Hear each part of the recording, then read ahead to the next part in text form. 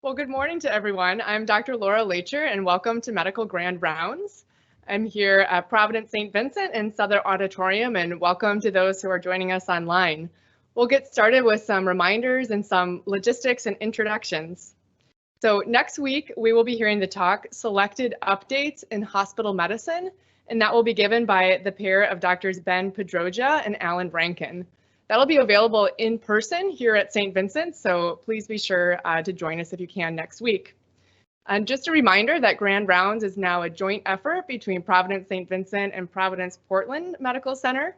We are always available to watch on Teams Live, and we are often here in person on Tuesdays at St. Vincent and selectively available on Wednesdays at Providence Portland.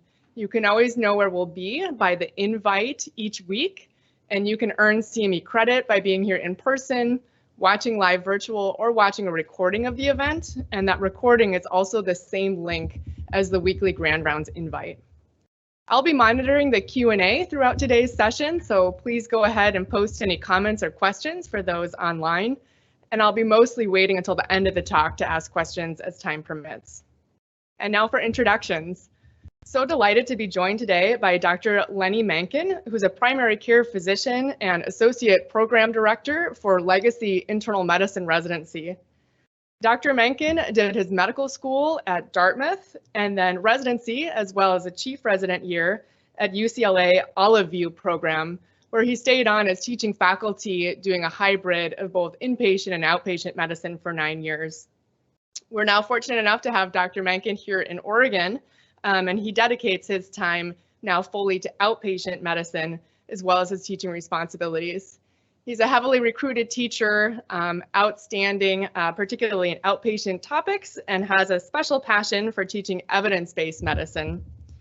Dr. Mankin, for those who don't know, is also an avid backpacker, recently took up pickleball in lieu of soccer, and you might find him weekly on the trivia scene around Portland. And thanks so much to him for organizing yearly our trivia at the Oregon ACP chapter meeting. So Dr. Mankin, thanks so much for joining us today. Thank you for the very nice introduction.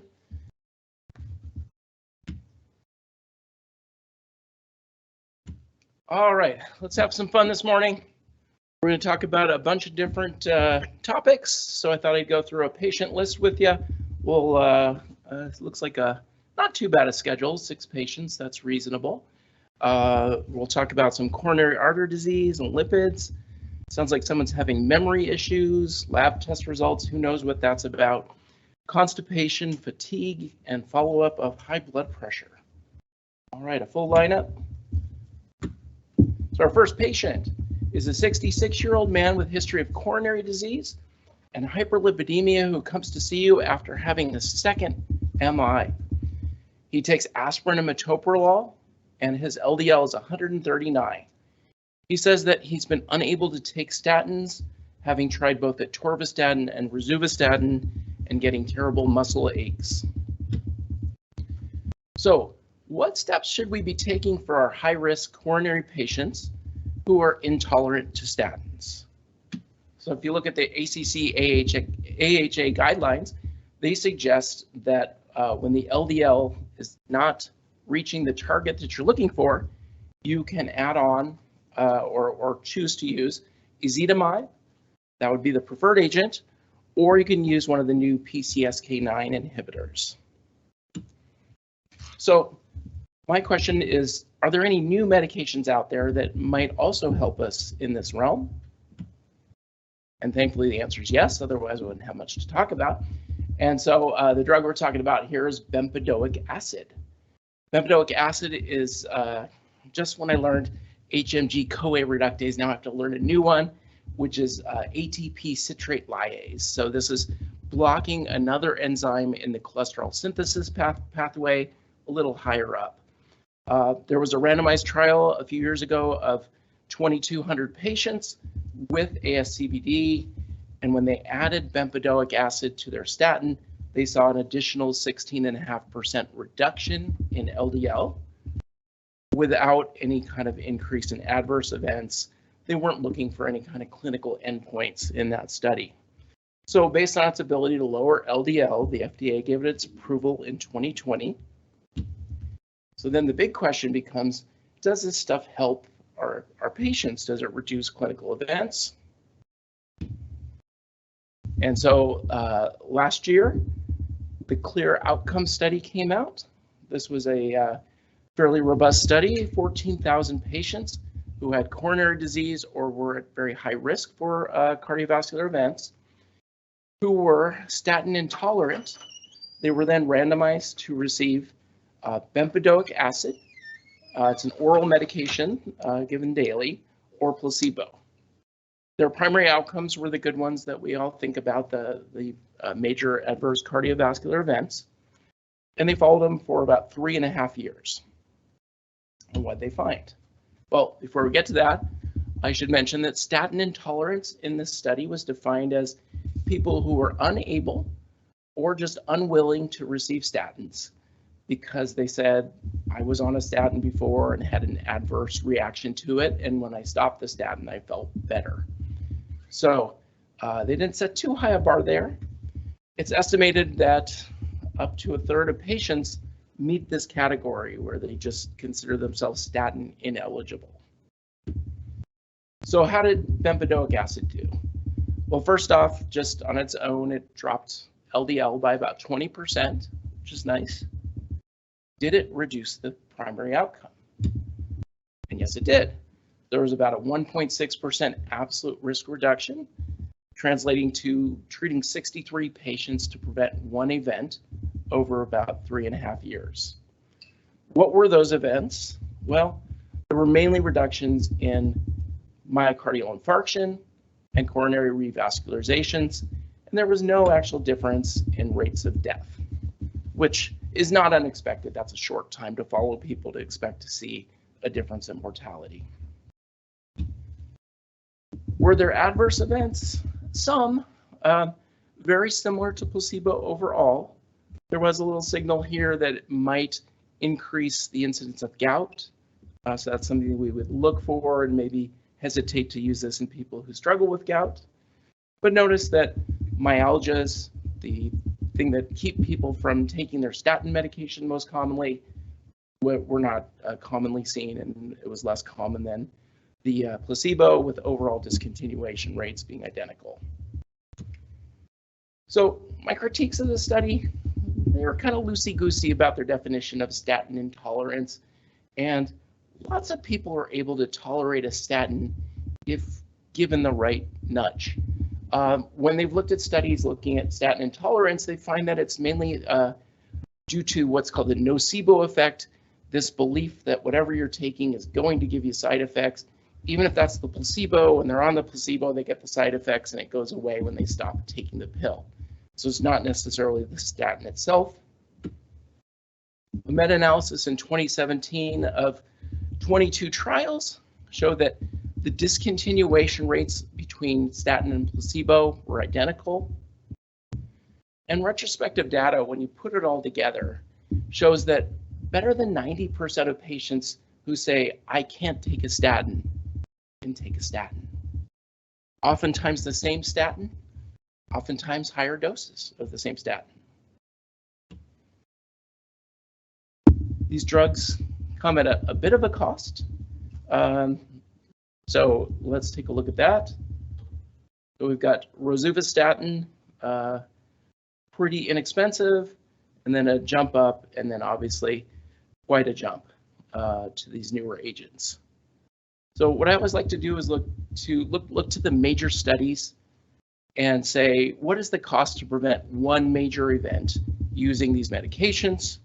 So if we look at rosuvastatin, the cost pretty reasonable to prevent a major cardiovascular event over 1 year. When we add ezetimibe onto simvastatin, the cost goes up about 10-fold to prevent one event. And then when we add these newer agents, another 10-fold increase. So you can see here where we should be targeting our healthcare dollars is really trying to convince patients that they should be going with statin medications. This was a recent ad in a journal I saw. It lower your LDL and your retirement income. It was a biosimilar, I think, to bempedoic acid. It's called Armandaleg. Robsublinimab. It's the generic. All right. So for patients who are statin intolerant, the next step in therapy is to reintroduce a statin. So how can we get patients to take a statin? One, we can try reducing the dose and see if that helps them. Two, we can change the statin. Oftentimes we're reaching for a atorvastatin or rosuvastatin. The two drugs actually use different P450 breakdown mechanisms. And so sometimes when people can't tolerate one, they're able to tolerate the other. So look at different medications. The ones I've listed here may cause a little less myopathy. And then a third strategy would be to just reduce the frequency. Convince people to take it, but maybe they don't have to take it every day. This was an interesting study looking at patients who were on daily rosuvastatin at low dose, and they got a 43% LDL reduction. But you can see that if they were taking it a couple of times a week, they were getting substantial reductions in their LDL, and even once weekly, they were getting about half the overall effect. So not too bad to just say suffer through Monday and take the pill. So my clinical summary on this topic, bempedoic acid, it's a novel ATP citrate lyase inhibitor that reduces LDL and now has been shown to reduce major cardiovascular events. So always nice to have a new tool. It can benefit patients who are not achieving their LDL goals on a statin, or for those who truly are statin intolerant. And then again, statin rechallenge is the way to go, if at all possible.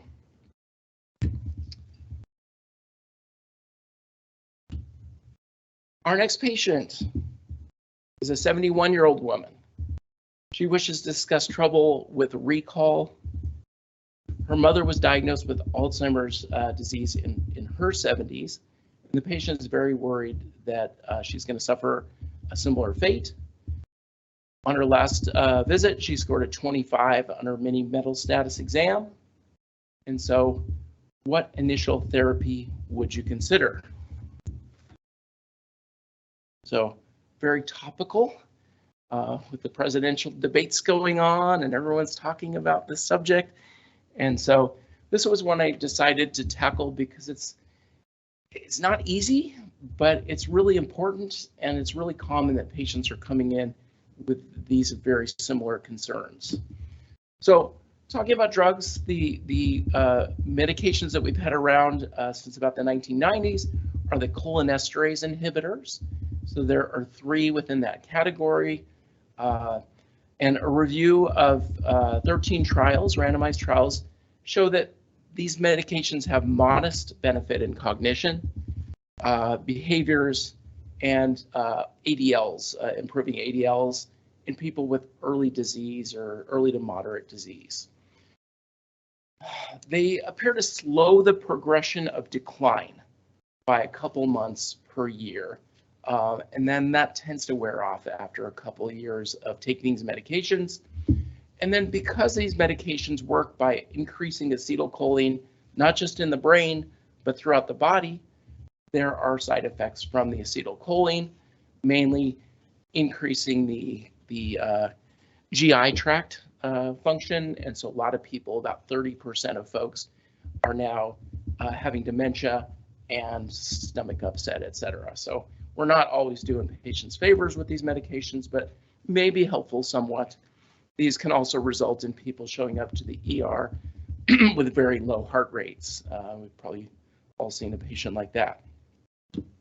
All right, so are there any new therapies to consider? And so these definitely have been in the news a bit. And so here on this slide of the brain, we see these big puff balls. They remind me of a candy I used to eat as a kid, but these are beta amyloid plaques, and these are very prominent in Alzheimer's disease. All right, so a little strange diversion. I generally hate like very poorly drawn cartoons, but what would we need to add here? What would we need to do for this elderly man who's about to have a fall? So the answer to that is we want to add a cane. So I want to talk about the first drug, and it's called aducanumab. And it is the first monoclonal antibody versus beta amyloid.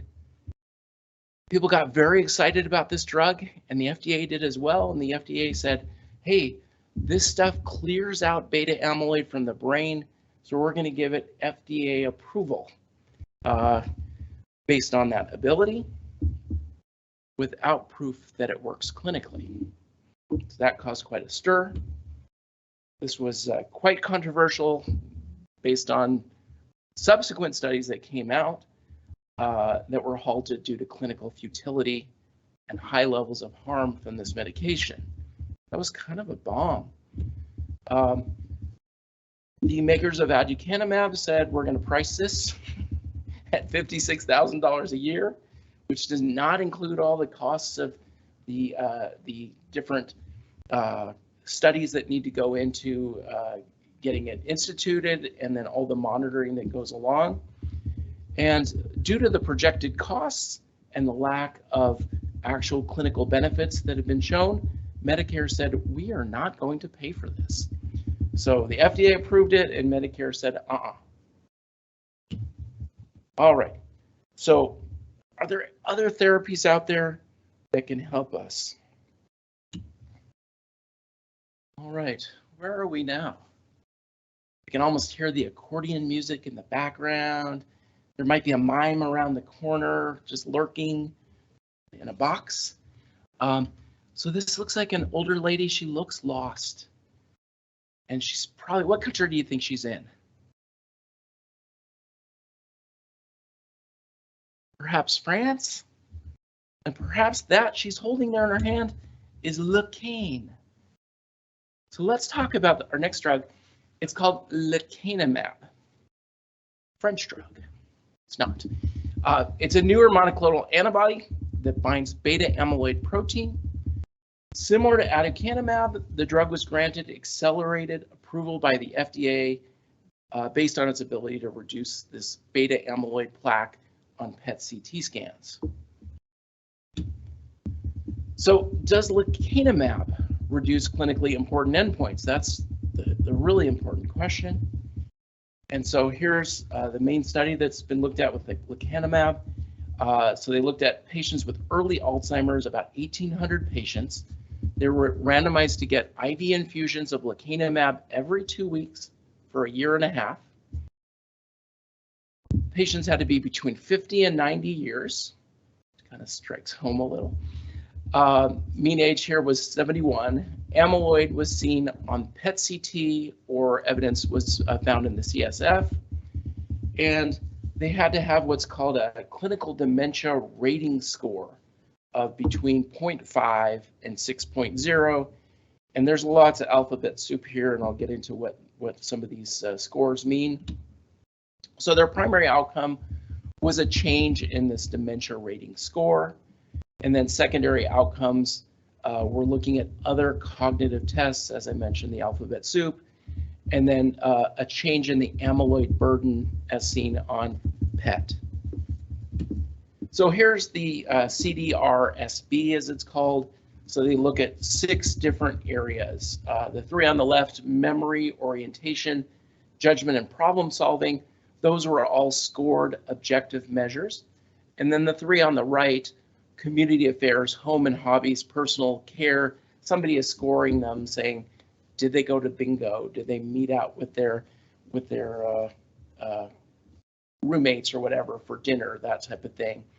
And then this ranges from 0 to 18. The higher the number, the worse you're doing. And so hopefully we're all at 0 right now.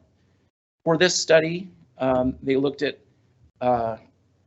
this is the overall thinking of how things line up. They looked at patients that were baseline average 3.2, which lines up with what they term very mild dementia. Obviously, there's lots of subjectivity here. So these patients for the lecanemab study at baseline, their CDR-SB scores were 3.17, 3.22. Remember that higher scores are worse. How were they looking at 18 months? So both groups got worse. So both groups declined, but the lecanemab group declined more slowly, with an overall difference of about 0.5 point.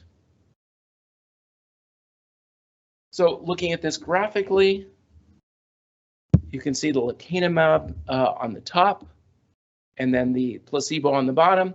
And if you look at patients at the 1-year mark, you can see that in the placebo group, they've hit this decline at 1 year, and it took an extra 6 months before people declined to that level with lecanemab.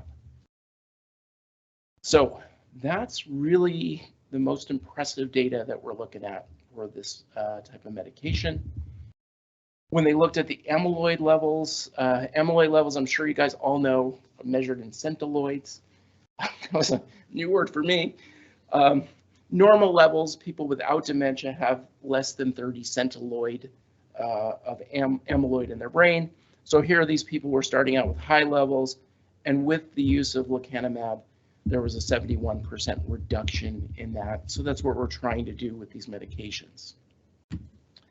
Here were secondary outcomes, all those other cognitive studies showing identical improvement or slowing of the decline with lecanemab.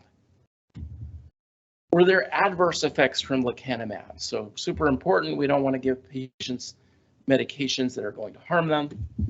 So I learned a couple new terms, the main ones being ARIA, E and H.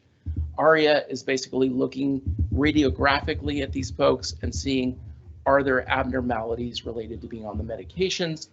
So one is when you're taking away plaques from the brain, it causes a local inflammation. That inflammation can result in localized edema, and it can also result in localized bleeding. And so that's what they're looking at on these scans, and that may or not be symptomatic. So overall, people had more adverse events on lecanemab.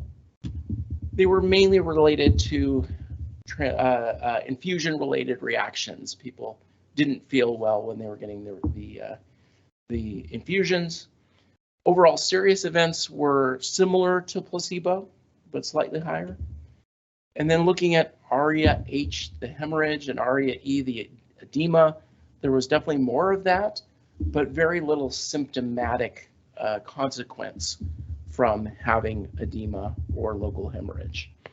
And then overall, most patients were able to tolerate this medication, so 7% versus 3% withdrawal. Oh, and yet another anti-amyloid drug, donanemab. Couldn't think of any good mnemonic for you guys. So I found a psychic named Dawn Ann, but that's not going to help you because unless you're big fans, no judgment. So donanemab was studied in a study called the Trailblazers study. No relation to our local struggling team. They looked at 1,700 patients with early Alzheimer's assigned to donanemab versus placebo. Same idea, 18 months.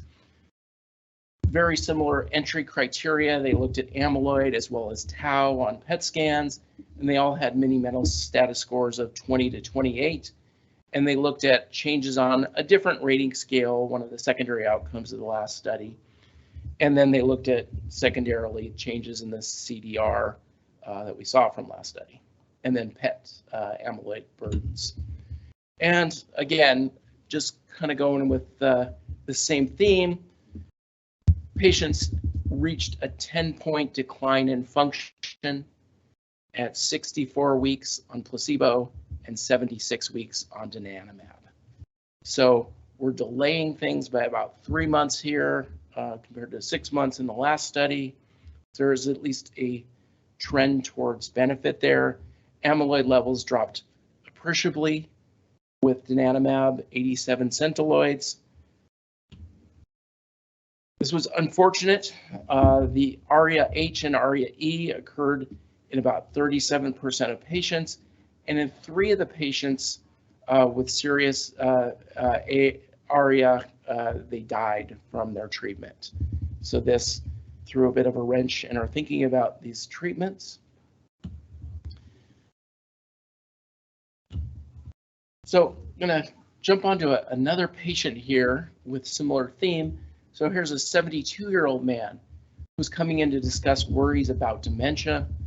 His mother and maternal aunt both developed Alzheimer's, and he recently tested positive with ApoE4 allele. He's not aware of any significant decline in his memory, but he wishes to be proactive about preventing dementia. So what if we selected people who do not yet have dementia and randomize them to an anti-amyloid drug?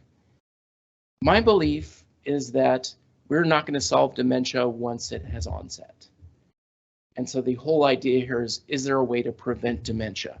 That is my ship of hope, that we can get on board here and get something going before the disease onsets. So for prevention of dementia, this was a study looking at 1,100 patients who did not have dementia at baseline, and they were randomized to get yet another one of these drugs, solanezumab, which is an anti-amyloid drug. Importantly, so they chose this drug before there were any clinical outcomes trials of this drug. So the study got underway, and unfortunately, after they launched this prevention study, there was a phase 3 randomized trial of 2,100 patients showing no improvement in cognitive outcomes over an 80-week period, despite the fact, and then in that trial, the beta amyloid levels actually increased with this drug. So maybe not the best choice of drug. So in this study of prevention of dementia, 1,169 subjects without dementia randomized to solanezumab versus placebo. Similar entry criteria as before, and they looked at changes in a preclinical Alzheimer's composite score. They followed them for 4.5 years. And unfortunately, they found no benefits. So people declined in both solanezumab and placebo groups, with slightly greater decline in solanezumab. And then notice that the amyloid, again, did not decrease like we were hoping, but actually increased in both groups.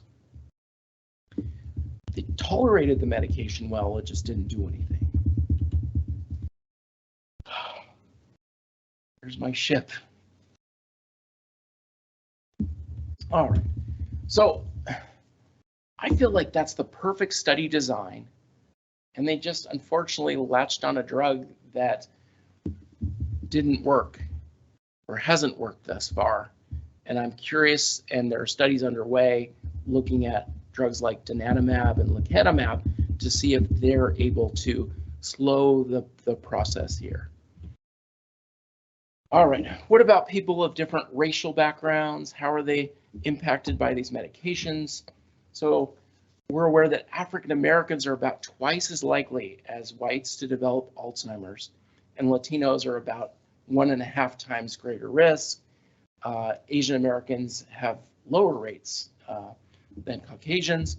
And so, of course, the study is going to reflect these numbers or not. So one of the critiques of these studies is very low representation of minority groups, including the minority group that is most affected by dementia in our country. So, I think we can do a lot better there. So lecanemab was granted full approval by FDA for mild cognitive impairment or early Alzheimer's dementia in the middle of last year. It's a conditional approval in that you can't just go out hang a shingle and say, come on in, I'm going to give you lecanemab infusions. You have to go through all kinds of monitoring of these patients, and they have to be involved in ongoing studies in order to be on this medication. There was in the news this week, a major hospital in Cleveland said, we're going to open up a big lecanemab center and we're starting treatments now for patients. So this is happening as we speak. And then donanemab, they were supposed to make a decision on last year as to whether to approve. That's the one that had those 3 deaths in their initial study, and they still have been dragging their feet on this. And so now we're waiting sometime this year to hear whether or not it gets its approval. All right, the company that makes lecanemab said we're going to set pricing for this at about $26,000 per year, and Medicare is set to cover this at about 80% of the cost in an estimated million eligible patients currently. It's estimated that this drug is going to cost potentially between $2 and $5 billion yearly. And in anticipation of these rising costs, Medicare has already said about raising prices for the last couple of years. All right, bottom line on this stuff's tough. These anti-amyloid drugs like lecanemab and donanemab appear to have a modest benefit on early clinical dementia. We're probably looking at slowing decline by about 5 to 6 months over an 18-month span. Costs are pretty enormous, although once you clear out amyloid, you've cleared out the amyloid. It takes decades to develop the amyloid plaquing. So it may be that people go in for their year or year and a half treatment, and then that's it, they're done. And so there is at least a limit to the cost. This isn't going to be $26,000, from now on. So further studies will really help us to understand these medications better, how to reduce the harms, and which patients will benefit the most. And we're all going to muddle through this together. But I read this recently in the New York Times, and it just... So the human brain has a dizzying array of mystery cells. 3,300 types of brain cells exist. When I was in medical school, right? When you guys, this is a page out of my medical school textbook. 6. We had 6 cells. 3,300. So that leaves me with a sliver of hope that with those 3,300 cells, we're going to figure out some of the answers here going forward. All right, we're going to shift gears a little bit. We have a 78-year-old woman coming in to discuss severe constipation. She refuses to use psyllium supplements due to excess gas and bloating. Has anyone ever seen a patient who's like this? Holy cow, you go to a nursing home, that's all they talk about is frequency of bowel movements, and it's just, yeah. So chronic constipation affects a lot of people, about 50% of nursing home residents. In 2019, $1.5 billion were spent on over-the-counter laxatives. I think I went into the wrong business. This has a significant impact on quality of life for a lot of folks. So is there anything new and earth-shaking in the world of constipation? Yes, there is. Vibrating capsules. How exciting. So these were FDA approved last year. Here's what they look like. You have this pill that you place into an activation pod, and then that charges, and then you link it to your smartphone, and then the patient then swallows the pill in the morning ahead of starting their meals. Keep in mind that these things look very similar to other things in our lives, and so you want to be very careful to get this right. All right, so they did look at a study. 350 patients with chronic constipation were randomized to get vibrating capsules once daily, 5 times a week, or placebo. Their primary outcome was increase in weekly complete spontaneous bowel movements, or CSBMs, as we all refer to them, for 6 out of the 8 weeks that they're taking these vibrating capsules. The duration of the study was an 8-week study. And what did we see? We saw more complete spontaneous bowel movements in people taking the vibrating capsules, about double the rates for at least one additional bowel movement per week, and a doubling of people getting more than two or more bowel movements per week. There were very few adverse events, leading off with vibrating sensation for people taking the vibrating capsules. Not a big surprise. So let's look at costs here. Not terrible. So vibrating capsules for a monthly cost, about $70. If you look at some other medications out there, lubiprostone, similarly priced, linaclotide is about 10-fold that. So this is starting to look like more of a bargain. I am a Costco shopper, and I went and looked at Costco prunes, and I found that that was a particularly good deal. So that might be the way to go. And so I always think it's nice to look at what the outcome is. And so here's price per extra bowel movement, weekly bowel movement. And so putting in the numbers, it's going to cost you $17 to use the vibrating pills to get one extra good bowel movement. Maybe that's worth it to you. I don't know. But prunes still seems the way to go. And then one of the chains here across the lobby there, Starbucks, I saw introduced a new drink last year. Does anyone know what that drink contains? They've got espresso, and then they mix it with olive oil. That seems like the perfect formulation, right? So it hasn't been studied yet, but I think people are going to do really well on that. And so we'll see what the costs are per bowel movement. That might go overboard. All right, so my clinical bottom line here. Vibrating pills may help individuals with chronic idiopathic constipation who are unable to tolerate other medications. But wait, there's more. This was something I came across recently.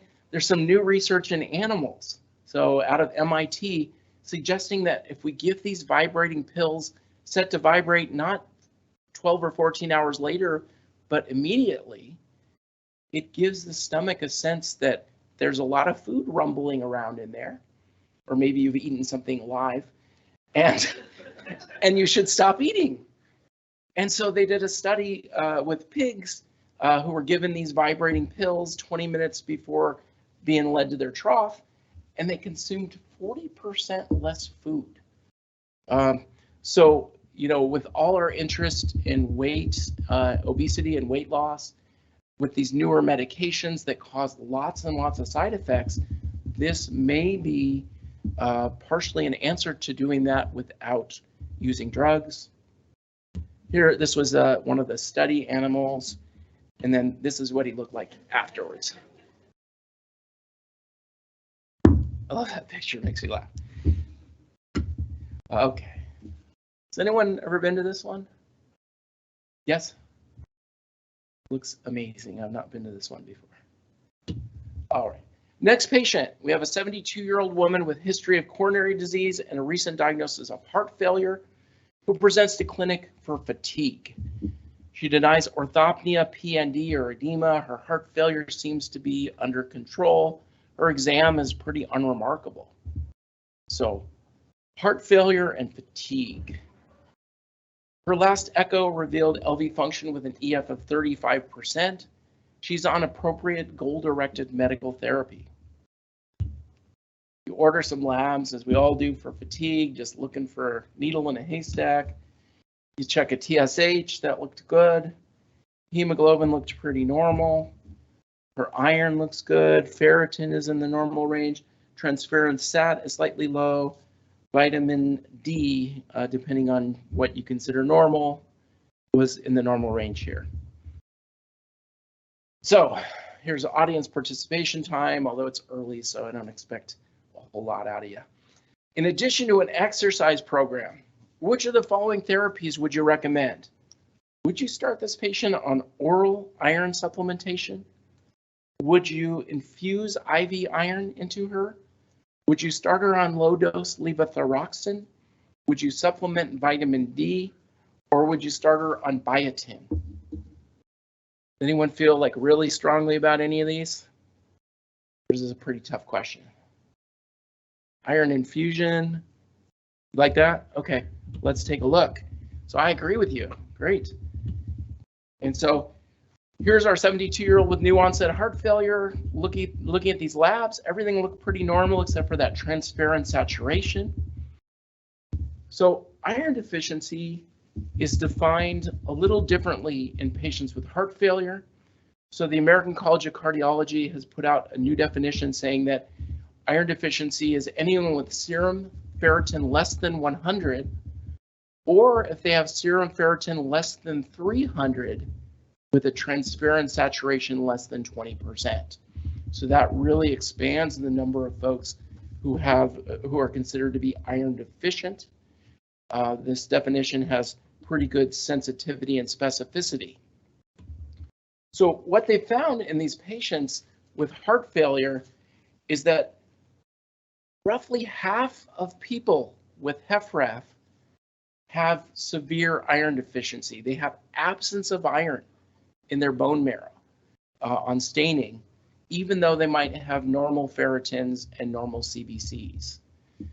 And then low iron in these patients is associated with worse outcomes, higher mortality, more hospitalizations, and then, like this lady, decreased exercise capacity. So the question is, does iron replacement improve these outcomes? And so looking at iron repletion therapies, when you give iron infusions, it improves New York Heart Association class. These patients can walk farther, they report better quality of life, and their hospitalizations go down. When they looked at oral iron, it did not have this effect. Only the IV iron seemed to be effective for improving these folks. What about HFpEF? So about half, maybe more than half, of heart failure is due to preserved ejection fraction heart failure. And iron deficiency in these folks is even more common. At this point, we don't have any studies of iron infusions or iron replacement to judge whether or not that's helpful, but there are studies underway.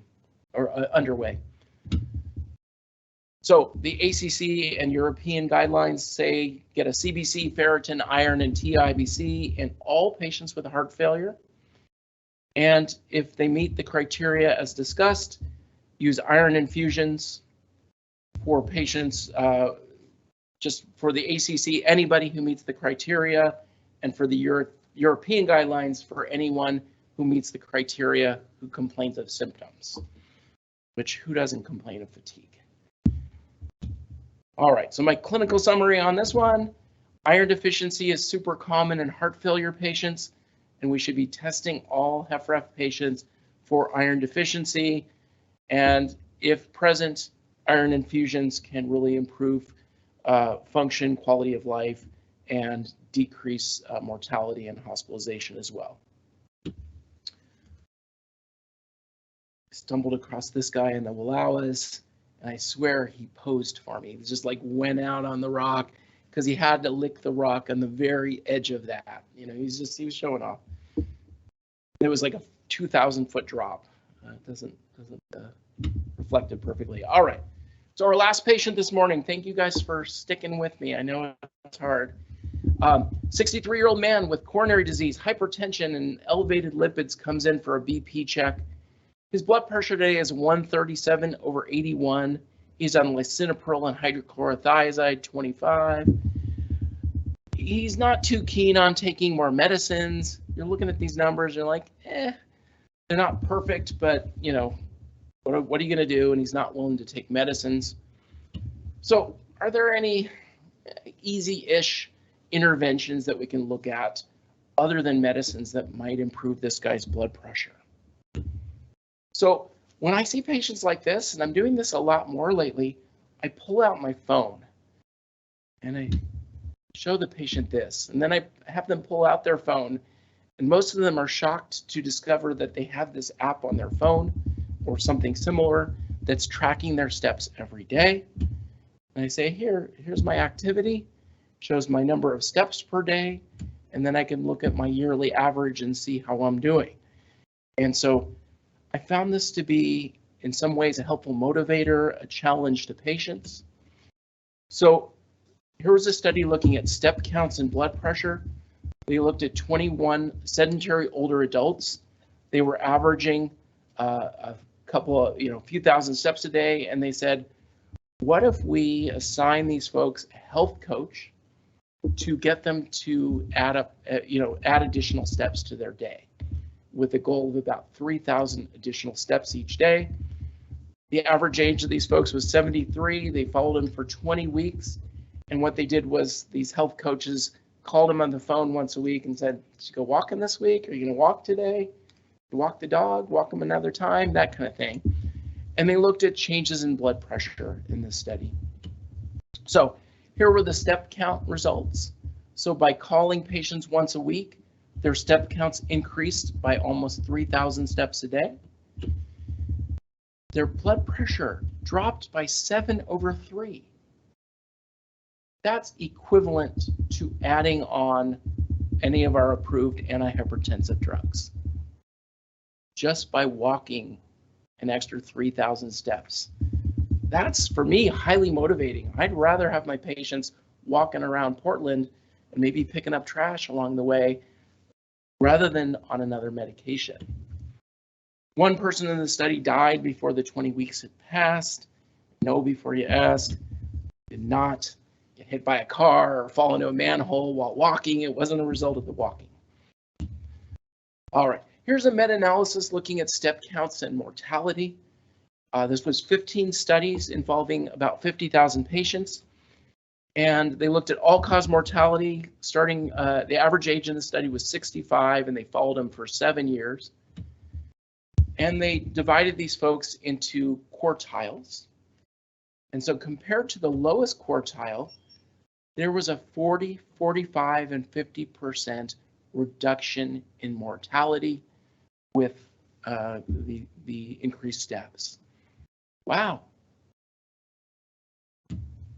Here's a graphic look at this, showing based on the age, if you're under age 60 or over age 60, so you all need to do your calculations now for where you should be. And so you're getting peak benefit if you are under age 60, if you're achieving between 8 and 10,000 steps a day. So I think pretty much everyone in this audience qualifies as under age 60. That's what you should be really looking for mortality benefit. And then it was a little less for people who are over age 60, really trying to get patients to shoot for 6 to 8,000 steps per day. All right, any coffee drinkers out here?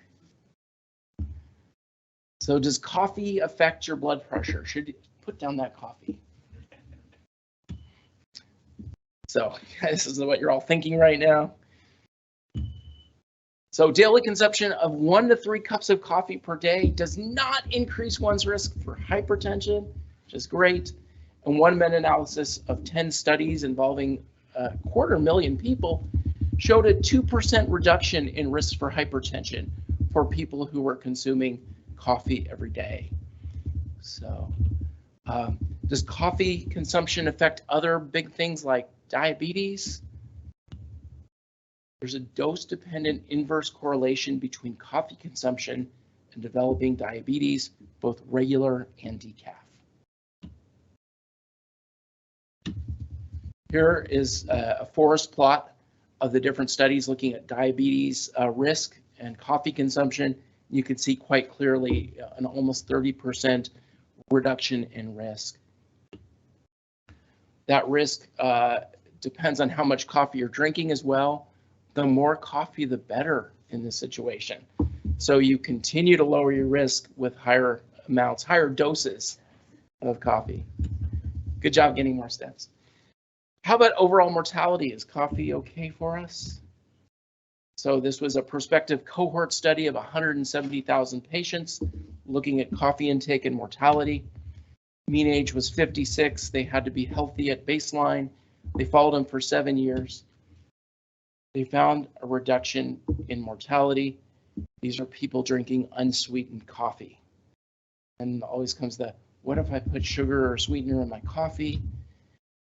And they still had reductions in mortality up to a point. Once you're beyond like 6 cups of sweetened coffee, then maybe there's a problem there. At other issues. And then it was really unclear with the artificially sweetened coffee. At least there wasn't an increase in mortality, but there wasn't a clear decrease either. So I think that's an overall good message. All right. How do other lifestyle interventions affect blood pressure?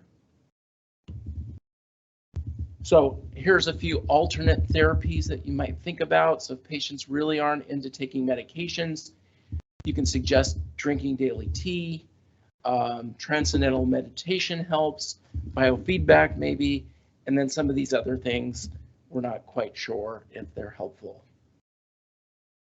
All right, and then this leads me to one of my favorite topics of all time, which is dark chocolate. And so I'm gonna pass it around. Oh, great catch. All right. So does consumption of dark chocolate lower blood pressure? Well, I think you probably know the answer to this because I wouldn't be handing out dark chocolate if I felt it was going to harm you. So here's a Cochrane review of 35 studies, 1,800 patients, which showed a blood pressure reduction of about 2/2 with chocolate consumption over periods of 2 to 18 weeks. A meta-analysis of 13 studies found a reduction overall of 4.6 over 2 points in patients with hypertension. So again, pretty darn similar to taking a medication. Just to poll the audience, does this taste better or worse than medication? All right, in the study, in the large study, adverse events were noted, GI complaints, dysgeusia, in 1% of the chocolate group and 0.4% of controls who were given white chocolate, which tells me we're giving these people free chocolate every day and they're complaining. There's a certain subset of the population that's never going to be happy, no matter what. That's my conclusion with that. All right, what type of chocolate probably does matter, and so they showed that consumption of beverage chocolate had less impact on blood pressure than did solid chocolates. And the darker the chocolate, the more flavanols and epicatechin in the chocolate, the greater the reductions in blood pressure. So I gave you an 85% dark chocolate today, so hopefully no one faints on the way out of here. All right, so my clinical bottom line here, lifestyle interventions can make a difference. And so think about those when you're counseling patients and before reaching for your next medication. Think about offering, up your phone and showing how step counts work. Try and motivate your patients to walk more. Consider drinking coffee, tea, dark chocolate as ways to lower your blood pressure. And please enjoy your chocolate with some coffee as you fill out your evaluations of me today. All right, that's what I have today. I hope this was helpful for you, and I'm open to any questions you might have.